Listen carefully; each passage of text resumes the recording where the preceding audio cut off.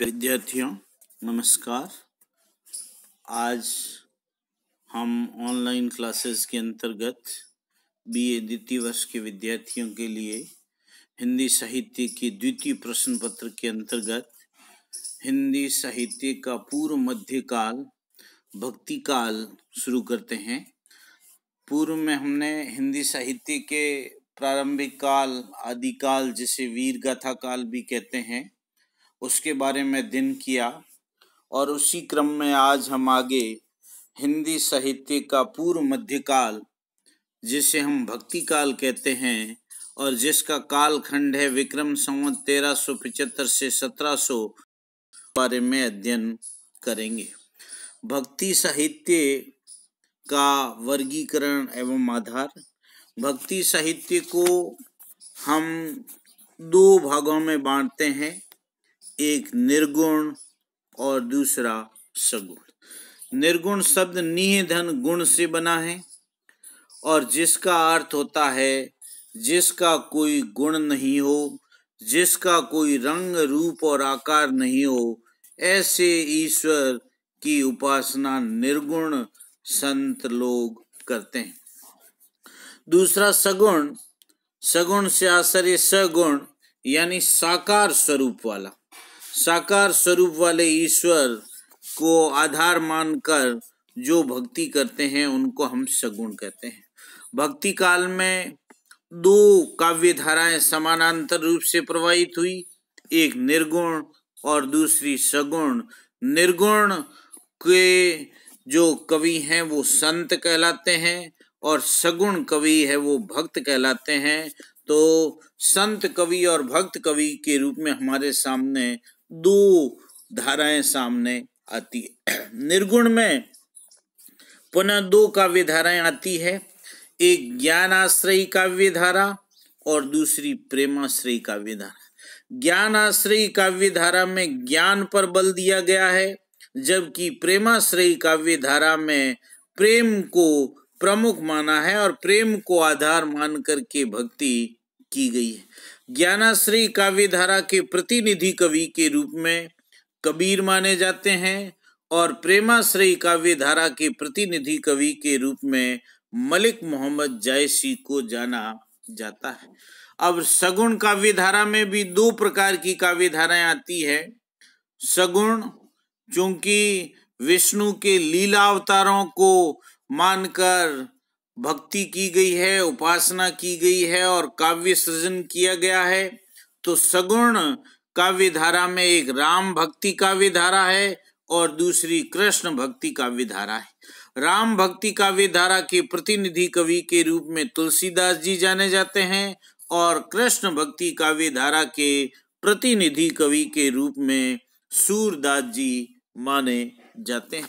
इस तरह भक्ति काल में हमारे सामने दो प्रकार की काव्य धाराएं आती है, एक निर्गुण और दूसरा सगुण। अब निर्गुण और सगुण में कुछ अंतर है, उसके बारे में हम चर्चा कर रहे हैं कि उपासना भेद की दृष्टि से सगुण और निर्गुण दो वर्गों की कल्पना की जा सकती है। सगुण भक्ति में लीलावतार, विष्णु के विभिन्न लीला अवतारों को आधार मानकर भक्ति साहित्य की रचना की गई, जबकि निर्गुण भक्ति में ब्रह्म अनुभूति को आधार माना गया। ब्रह्म अनुभूति को आधार माना गया है और ये माना गया है कि वह निर्गुण स्वरूप वाला है। इसलिए कबीर हमारे जो निर्गुण कवि है, संत कवि है, वो कहते हैं कि जाके मुँह माथा नहीं नाही रूप कुरूप, पूप बासते पातरा ऐसा तत्व अनूप। यानी जिसके न मुंह है न माथा है, न रूपवान है न भद्दा है और फूल की सुगंध से भी पतला है, ऐसी ब्रह्म को आधार मान करके निर्गुण कवियों ने अपने साहित्य की सृजना की है, साहित्य रचा है। सगुण भक्ति में भगवान के अनुग्रह पर बल रहता है और निर्गुण भक्ति में आत्मविश्वास का। यहाँ हम ये उल्लेख कर रहे हैं कि सगुण भक्ति में सगुण साकार रूप वाले विष्णु के जो लीला अवतार है यानी भगवान के रूप में है, उनकी कृपा का बल रहता है, जबकि निर्गुण भक्ति में केवल अपनी आत्मा का बल रहता है, आत्मबल का ही, आत्मविश्वास का ही प्रधानता रहती है। सगुण भक्ति साकार और विशेष के प्रति होती है, जबकि निर्गुण भक्ति निराकार तथा निर्विशेष के प्रति होती है। सगुण भक्ति में सामने रूप होता है, स्वरूप होता है, और उस साकार और विशेष के प्रति सगुण भक्ति की जाती है, जबकि निर्गुण भक्ति निराकार तथा निर्विशेष के प्रति होती है। सगुण भक्ति में स्वकीय और परकीय, ये नारी के दो रूप हैं। स्वकीय और परकीय रूपों में नारी का समावेश होता है, और निर्गुण भक्ति में शक्ति रूपा नारी की प्रतिष्ठा की गई। निर्गुण भक्त सत्य के शोधक हैं और अपने सत्कर्मों से संसार को स्वर्ग बनाना चाहते। कहने का भाव यह है कि निर्गुण जितने भी भक्त हैं वो सत्य के शोधक है और अपने सत्कर्मों से संसार को स्वर्ग बनाना चाहता है। सगुण भक्त परलोक की कल्पना करते। निर्गुण भक्त नारायण की उपासना करता है और सगुण भक्त विष्णु के लीला अवतारों की भक्ति करता है। सगुण भक्त वर्ण व्यवस्था के आलोचक नहीं। जब वर्ण व्यवस्था की बात आती है तो हम ये देखते हैं कि सगुण भक्त वर्ण व्यवस्था के आलोचक नहीं है, जबकि निर्गुण भक्ति में इस व्यवस्था का तीव्र विरोध किया है, और ये तीव्र विरोध हमें कबीर में विशेष रूप से दिखाई देता है। सगुण और निर्गुण दोनों ही भक्तों को प्रेमा भक्ति स्वीकार है। सगुण भक्ति का मूल दक्षिण में रहा है और निर्गुण भक्ति का आदि स्रोत श्वेता श्वेत उपनिषद रहा है। श्रीमद् भागवत पुराण सगुण भक्ति का तीर्थ माना जाता है। निर्गुण भक्तों को कई लोग भ्रांतिवश ग्रह त्यागी, वैरागी आदि बताकर उसके साहित्य को निवृत्ति मूलक कहते हैं, और सगुण भक्तों के साहित्य को प्रवृत्ति मूलक माना जाता है। किंतु निर्गुण भक्त आजीवन श्रम साधना में लगे रहते हैं और कर्म से भी कभी विरत नहीं हुए हैं, अतः वे भी प्रवृत्ति मार्गी ही कहलाने के अधिकारी हैं। इस तरह हम ये देखते हैं कि हिंदी साहित्य के भक्ति काल में प्रमुख रूप से दो काव्य धाराएं प्रवाहित हुई, एक निर्गुण भक्ति काव्य धारा और एक सगुण भक्ति काव्य धारा। निर्गुण भक्ति काव्य धारा में ज्ञानाश्रयी काव्य धारा और प्रेमाश्रयी काव्य धारा, और सगुण भक्ति काव्य धारा में राम भक्ति काव्य धारा और कृष्ण भक्ति काव्य धारा। इस तरीके से भक्ति काल में हम समानांतर रूप से निर्गुण और सगुण साहित्य को पाते हैं। अब निर्गुण जिन्हें हम संत भी कहते हैं, तो संत काव्य के कुछ दार्शनिक और सांस्कृतिक दृष्टि से आधार है। संत काव्य जन साहित्य की श्रेणी में आता है, जिसमें जन भावनाओं को उभारने के लिए अथक प्रयास किए गए। संत काव्य के प्रेरक तत्वों तथा उद्गम के स्रोतों पर विचार करते हुए हमें ये कभी भी नहीं भूलना चाहिए कि कोई भी विचारधारा अपने पूर्ण विकास से पूर्व कई बीज रूप में अंकुरित होती है। संत काव्य भी कोई अचानक विकसित नहीं हुआ है। उसके बीज भारतीय धर्म, भारतीय संस्कृति और साहित्य में हम देख सकते हैं।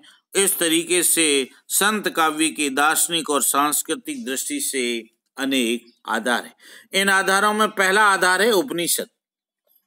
संतों के चिंतन, उनके जीवन दर्शन, उनकी काव्य धारा पर हम ये पाते हैं कि उपनिषदों का पर्याप्त प्रभाव है। उपनिषदों में प्रतिपादित ब्रह्म, जीव, जगत और माया संबंधी विचारधारा का संतों ने भी प्रतिपादन किया है। साथ ही ब्रह्म के स्वरूप वर्णन से संबद्ध उपमानों और अप्रस्तुत योजनाओं को संत कवियों द्वारा प्राय उसी रूप में ग्रहण कर लिया गया है जिस रूप में उपनिषदों में उनका निरूपण है, जिस रूप में उपनिषदों में उल्लेख है, उसी रूप में संतों ने ब्रह्म, जीव, जगत और माया संबंधी विचारधारा को अपना लिया है।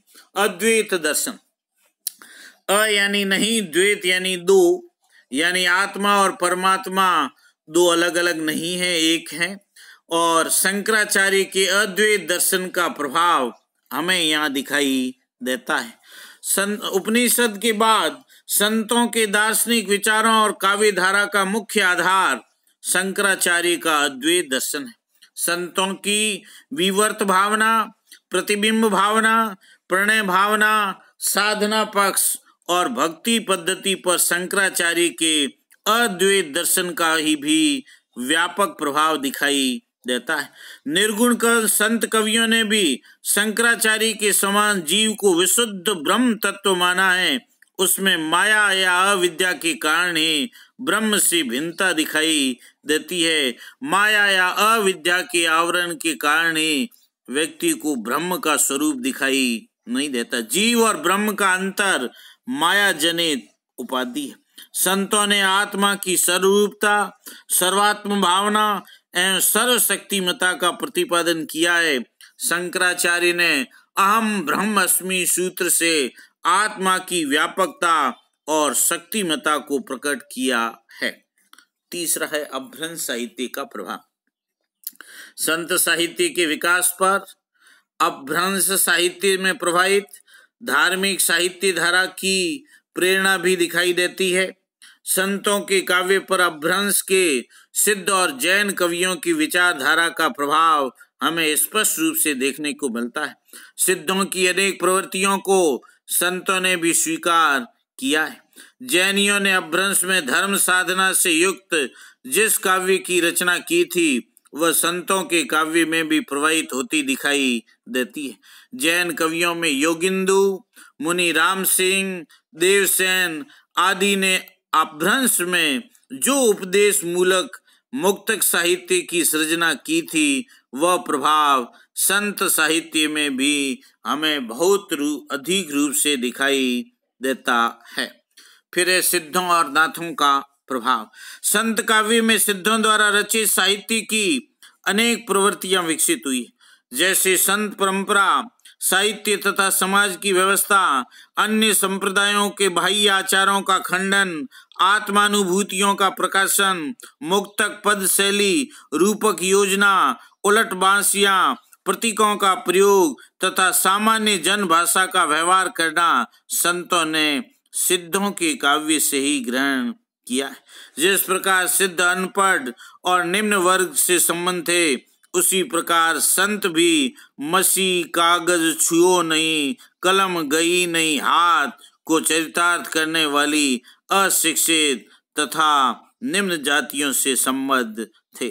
संत काव्य और सिद्ध साहित्य में अंतर यही है कि सिद्धों ने अपनी साधना पद्धति में स्थूल श्रृंगार के शारीरिक उपभोग पक्ष को स्थान दिया, जबकि संतों ने श्रृंगार का परिष्कार करके सूक्ष्म ऊर्ध्वमुखी प्रणय अनुभूतियों को स्थापित किया है। उसके बाद है वैष्णव भक्ति आंदोलन का प्रभाव। हिंदी का संत काव्य वैष्णव भक्ति आंदोलन से बहुत अधिक प्रभावित है। संतों के जीव चिंतन, जीवन दर्शन और काव्य परंपरा पर उपनिषदों के ब्रह्म का प्रभाव है, जिनमें ब्रह्म, जीव, जगत और माया संबंधी विचारधारा के साथ ही ब्रह्म का स्वरूप वर्णन करने के लिए उपमानों और अप्रस्तुत योजनाओं को संत कवियों द्वारा प्राय उसी रूप में ग्रहण किया गया है। उपनिषदों के पश्चात संत काव्य पर शंकर के अद्वैत दर्शन का प्रभाव, उसके बाद शंकर के अद्वैत दर्शन और साधना पद्धति की भिन्न भिन्न प्रतिक्रियाएं हुई है। रामानुजाचार्य, मध्वाचार्य, निम्बार्काचार्य, रामानंद, वल्लभाचार्य आदि ने अद्वैत का अनेक प्रकार से संशोधन करके उसको नए नए रूप और अर्थ प्रदान किए। इस तरह हम देखते हैं कि वैष्णव भक्ति आंदोलन का प्रभाव भी हमें संत साहित्य पर देखने को मिलता है। महाराष्ट्र के संतों की प्रेरणा। महाराष्ट्र में संत मत 13वीं शताब्दी में ही अपनी जड़ें जमा चुका था। उस समय तक वहां महानुभाव संप्रदाय, वारकरी संप्रदाय आदि संत काव्य में समानता रखने वाली शैली, साधना पद्धति और विचारधारा का प्रचार कर रहे थे। मराठी संत नामदेव की रचनाओं से कुछ उदाहरण यहाँ प्रस्तुत है, जिससे ये समझा जा सकता है कि मराठी संतों के काव्य का प्रभाव हिंदी के संत कवियों पर अवश्य पर। जल तरंग अरु फैन बुदबुदा, जलते भिन्न कोई, कहा करऊ जाति, कहा करऊ पाती, राम को नाम जपऊ दिन राती। ये जो नामदेव जी के उदाहरण हैं, उससे ये स्पष्ट होता है कि महाराष्ट्र के संतों का प्रभाव भी संत साहित्य पर स्पष्ट रूप से दिखाई देता है। अंतिम है इस्लाम का प्रभाव, और इस्लाम में एकेश्वरवाद प्रमुख है, और इस एकेश्वरवाद का प्रभाव हमें संत साहित्य में देखने को मिलता है। संत काव्य में अनेक स्थानों पर हमें एकेश्वरवाद के दर्शन होते हैं। ये इस्लाम के प्रभाव का ही परिणाम है। संत काव्य के उद्भव और विकास के समय इस्लाम के धार्मिक सिद्धांत और दार्शनिक विचारों का भारत में व्यापक तौर पर प्रचार प्रसार हो चुका था। इस्लाम की प्रवृत्ति अधिकतर निषेध मूलक रही है, उसमें से प्रवृत्ति में प्रभाव कम ही प्राप्त हुए हैं। मूर्ति पूजा और अवतारवाद का विरोध संत काव्य पर इस्लाम का ही प्रभाव है। इस्लाम ने सामाजिक असमानता को दूर करने का प्रयास भी किया था। उस समय भारत में बहुदेववाद के कारण समाज की निष्ठा और भक्ति डगमगा रही थी, इसलिए एकेश्वरवाद की अति आवश्यकता थी। कबीर आदि संतों ने हिंदू और मुसलमान दोनों को एकेश्वरवाद की अच्छाइयों से परिचित कराया। इस तरीके से हम देखते हैं कि संत साहित्य में उपनिषद, अद्वैत दर्शन, अभ्रंश साहित्य, सिद्धों और नाथों, वैष्णव भक्ति आंदोलन, महाराष्ट्र के संतों और इस्लाम का प्रभाव हमें स्पष्ट रूप से दिखाई देता है। धन्यवाद।